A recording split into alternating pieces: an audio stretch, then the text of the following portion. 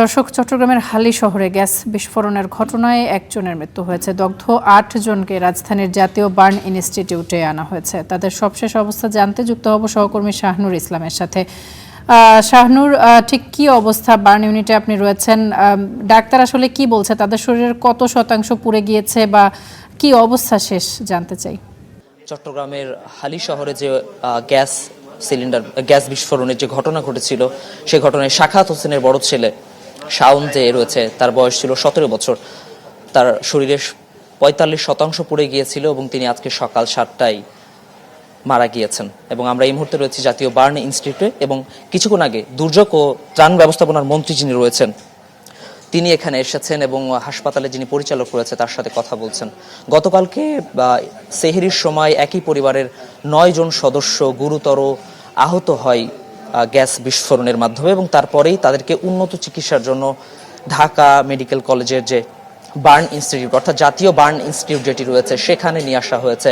এবং আজকে সকালে 45% দগ্ধ নিয়ে শাওন নামের সাখাওয়াত হোসেনের বড় ছেলে যিনি রয়েছেন তিনি আজকে মারা গিয়েছেন বলে জানিয়েছেন হাসপাতাল কর্তৃপক্ষ। এই মুহূর্তে আমরা সেখানে রয়েছে। কিছুক্ষণ আগে দুর্যোগ ব্যবস্থাপনা ও ত্রাণ মন্ত্রণালয়ের যিনি মন্ত্রী রয়েছেন তিনি এখানে এসেছেন, সার্বিক পরিস্থিতি নিয়ে আলোচনা করছেন হাসপাতালের পরিচালকের সাথে, এবং আগামীতে যারা দগ্ধ রয়েছেন, যারা নিবিড় পর্যবেক্ষণ কেন্দ্রে রয়েছেন, তাদের পরবর্তী চিকিৎসা কিভাবে তারা আরো সামনের দিকে নিয়ে যায় সেই বিষয়ে হয়তো তারা আলোচনা করবেন।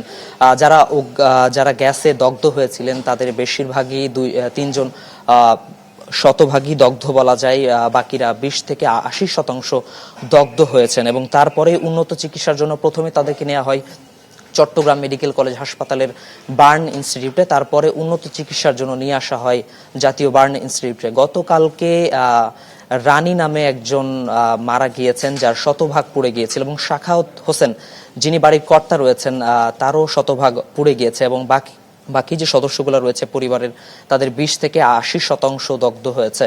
ইতিমধ্যে তাদের নিবিড় পর্যবেক্ষণে রাখা হয়েছে। তবে চিকিৎসাধীন অবস্থায় বাড়ির বড় ছেলে অর্থাৎ সাখাওয়াত হোসেনের বড় ছেলে মোহাম্মদ শাওন আজকে 7টার দিকে মারা গিয়েছেন বলে জানিয়েছেন।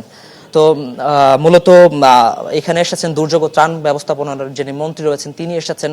যারা বর্তমানে এখানে ভর্তি রয়েছেন তাদের চিকিৎসা কিভাবে আরো উন্নতি করা যায় সেই বিষয়ে হয়তো আলোচনা করবেন, এবং যেন খুব দ্রুত তাদেরকে সুস্থ করে আবার বাড়ি ফেরানো হয় সেই ব্যবস্থা হয়তো তারা গ্রহণ করবেন। এই ছিল জাতীয় বার্ন ইনস্টিটিউট থেকে চিকিৎসার সবশেষ তথ্য।